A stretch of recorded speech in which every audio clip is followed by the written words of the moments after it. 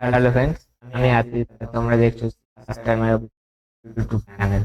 তো আজকের যে সাবজেক্টটা নিয়ে আলোচনা করবো সেটা হচ্ছে আমাদের সিস্টেম। এটা নতুন হোক বা পুরনো হোক, স্লো চলে।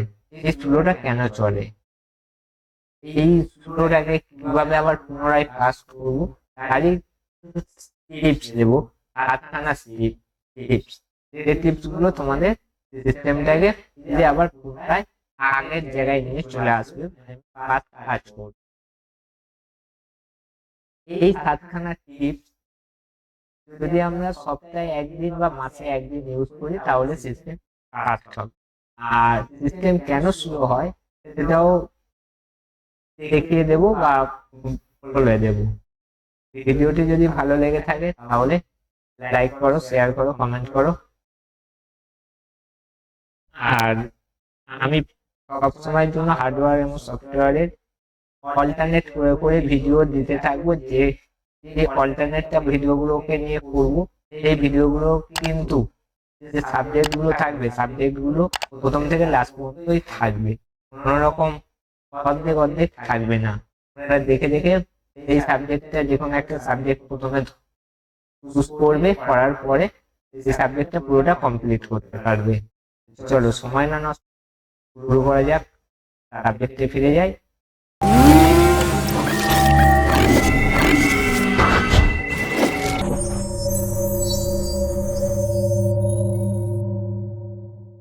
তো আমরা চলে আসলাম ডেস্কটপে।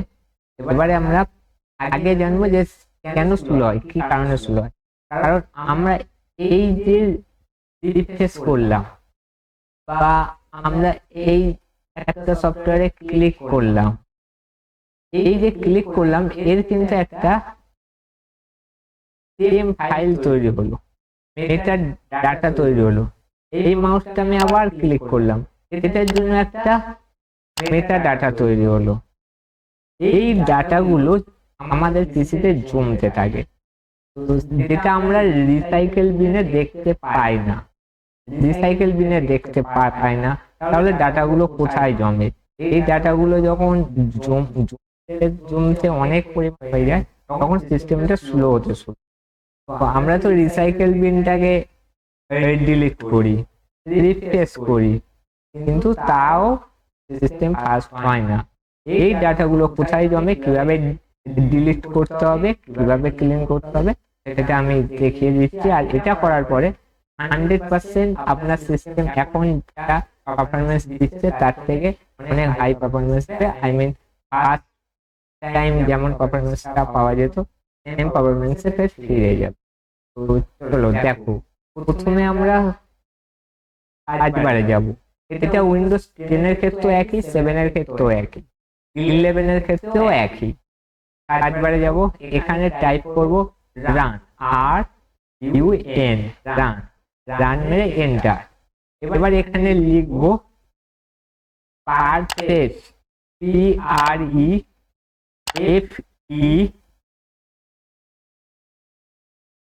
C C H, enter. তারপর ঠিক এইরকম অ্যালাউ মানে কন্টিনিউ করতে বলবে, তার জন্য আমরা এই কন্টিনিউতে ক্লিক করব। করলে দেখো আমি যত ইউজ করেছি তার সব এইগুলো টেম ফাইল, যে সফটওয়্যার ইনস্টল করেছি, যে সফটওয়্যার যতবার ওপেন করেছি, সব কিছু একটা করে টেম ফাইল। আমরা এখানে কি করব, কন্ট্রোল এ প্রেস করব, কিবোর্ড থেকে কন্ট্রোল এ প্রেস করব, কন্ট্রোল এ ডিলিট। এবারে আমরা কিবোর্ড থেকে ডিলিট প্রেস করব, কিবোর্ডে যে ডিলিট বাটন আছে ডিলিট প্রেস করব, বা আমরা এখান থেকেও ডিলিট করে দিতে পারি।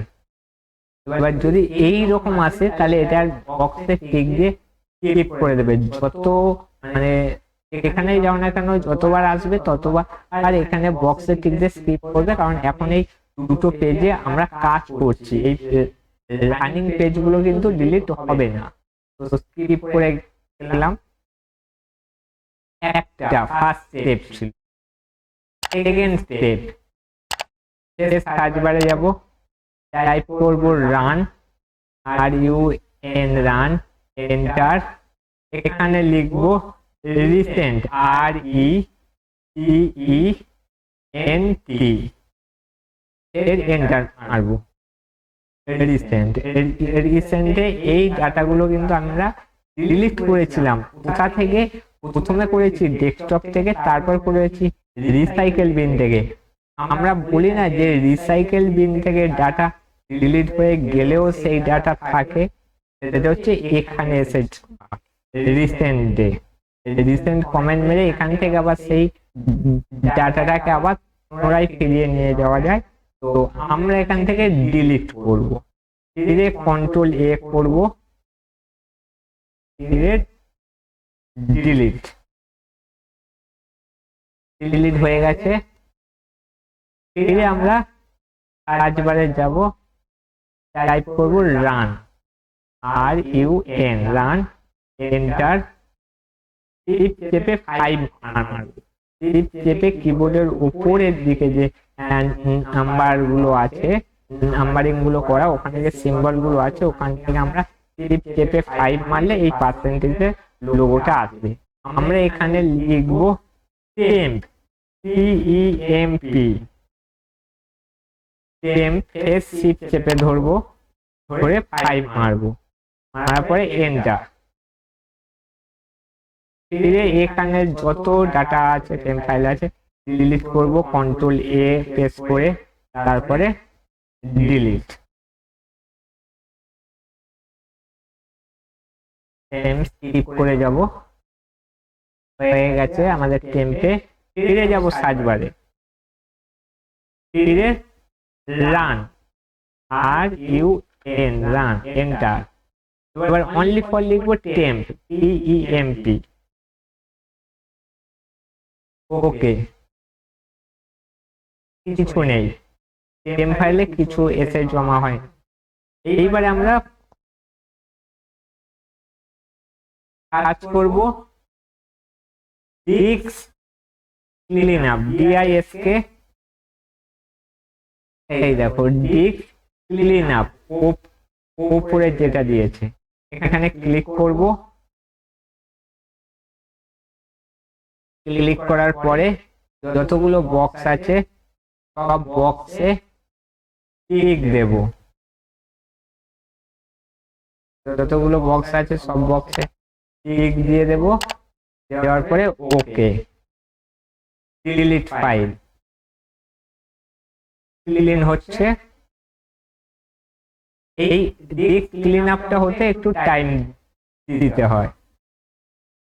এই ডিস্ক ক্লিন আপটা কিন্তু আবার রিসাইকেল বিনে যা থাকবে সব নিয়ে নেবে একেবারে। আচ্ছা, এই আমরা সার্চ বারে যাব, এখানে টাইপ করব ইন্টারনেট অপশন, INT।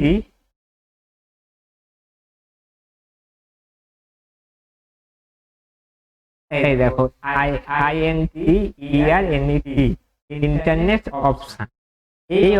এইটাতে ক্লিক করব। ক্লিক করার পরে আমরা জেনারেলে ক্লিক করব। করার পরে দেখো এখানে যে দিয়েছে ডিলিট, এইটাতে ক্লিক করব, ডিলিটে। এখানে এই ডাউনলোড হিস্ট্রি এই পর্যন্ত টিক দেব, তারপরে নিচের দুটো বক্সে টিক দেব না। এখান থেকে শুরু করে ওপরে 1 2 3 4 5 নম্বর বক্স পর্যন্ত টিক দেব, ডাউনলোড হিস্ট্রি পর্যন্ত। তারপরে ফরম্যাট ডাটা আর পাসওয়ার্ডে বক্সে কিন্তু টিক দেব না।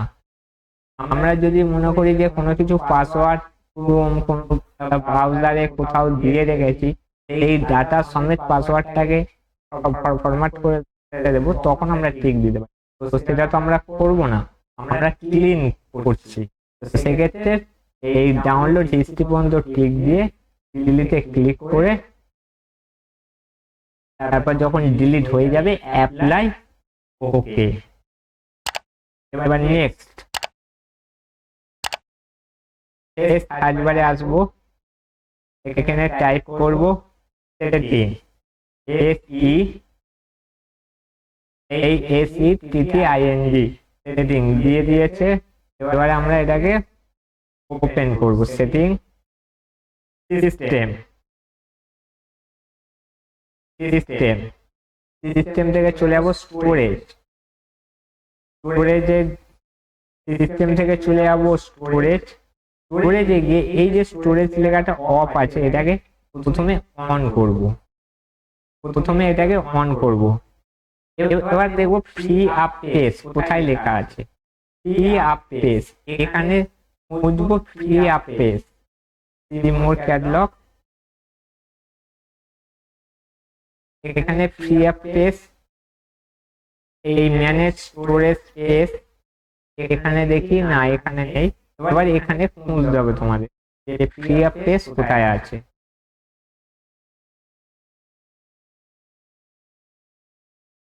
ফ্রি আপ পেজ আছে এই কনফিগারেশন স্টোরেজ এর মধ্যে, এটাতে ক্লিক করব, করার পরে এই যে ফ্রি আপ পেজ আছে ক্লিয়ার নাও, এই ক্লিয়ার নাওতে ক্লিক করব।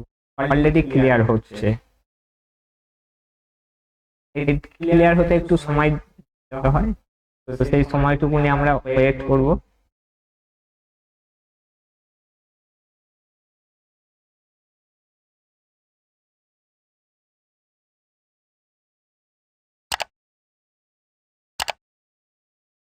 যদি ভিডিওটা ভালো লেগে থাকে তাহলে লাইক, শেয়ার, সাবস্ক্রাইব করো। দেখো আমাদের ক্লিন হয়ে গিয়েছে, এবার আমরা কেটে দেবো। তো তোমরাও যদি এই 7খানা টিপস যদি অ্যাপ্লাই করতে পারো সপ্তাহে একদিন বা মাসে একদিন, সিস্টেম পুনরায় আগের পারফরমেন্সে চলে আসবে। তো এখন আমার সিস্টেম অনেক ফাস্ট হয়ে গেল যেহেতু স্লো চলছিল। তো ভিডিওটা যদি ভালো লাগে তাহলে লাইক করো, শেয়ার করো। সুস্থ থেকো, ভালো থেকো, দেখা হবে নেক্সট ভিডিও।